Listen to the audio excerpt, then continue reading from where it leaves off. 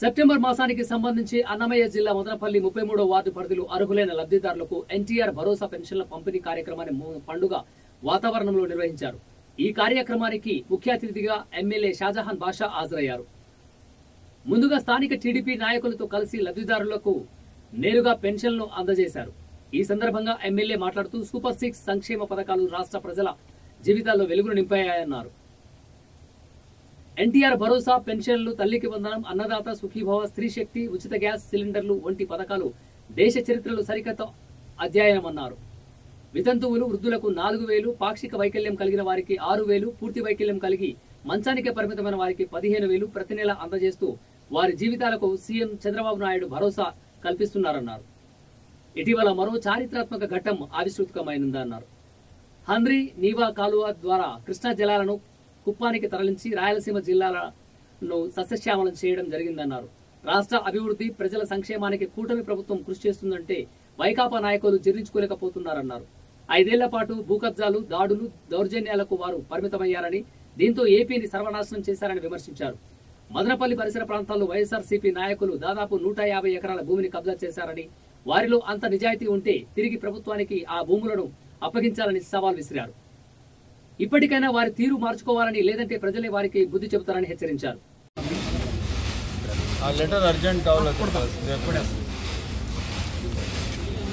ఈరోజు భారతదేశంలోనే ఏ రాష్ట్రం ఇవ్వని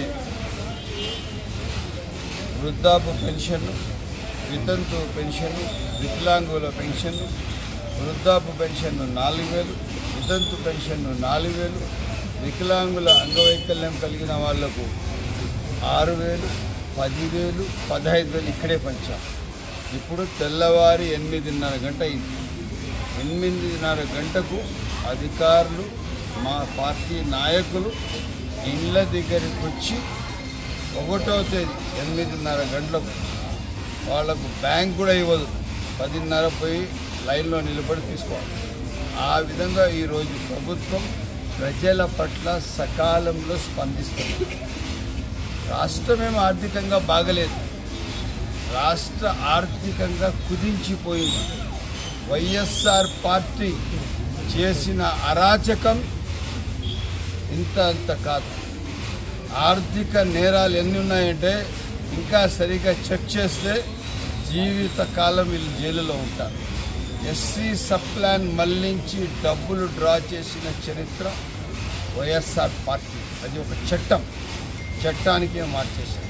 ఈరోజు చూడండి, తెల్లవారి 8 గంటలకు ప్రజలకు పెన్షన్లు వాళ్ళ ఇళ్ల దగ్గరికి వచ్చి ఇస్తున్నామంటే ఇది ప్రభుత్వ స్పష్టత.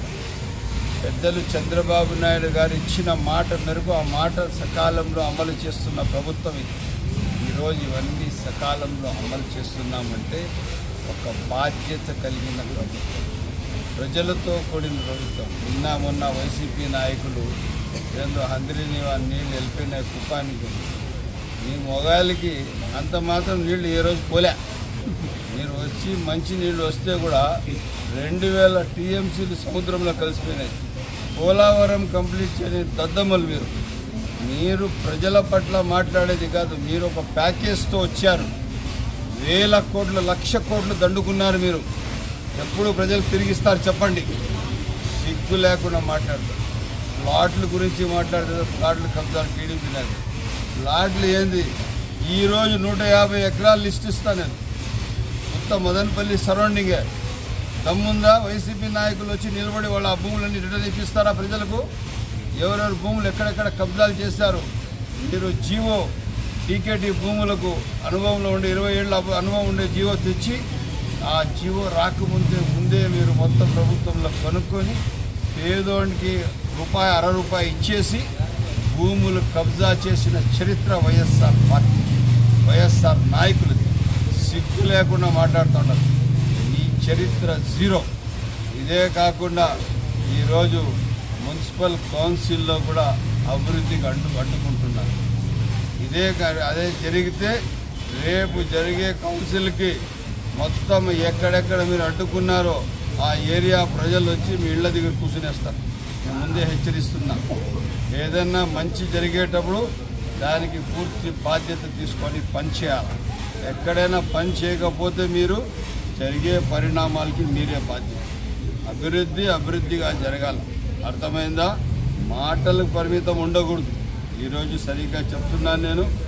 ఎక్కడ మీరు సహకరిస్తే ఒక మంచి అభివృద్ధికి తీసుకువెళ్దాం. మీరు కానీ ఆక్షేపణలు చేసి మీరు ప్రజల జరిగే పనులకు ఆటంకాలు పెడితే తప్పకుండా దానిపైన చర్యలు ఉంటాయి. దానికి ప్రజాక్షేత్రంలో పెడతాము. ప్రజలే మీకు నిర్ణయిస్తారని తెలియజేస్తున్నాము. ఇదే కాకుండా ఈరోజు ఏ అభివృద్ధి ఉన్నా సకాలంలో పెట్టాము. అభివృద్ధి దిశలో తీసుకెళ్తున్నాం. తప్పకుండా మదనపల్లి పట్టణ అభివృద్ధి చేస్తామని చెప్పి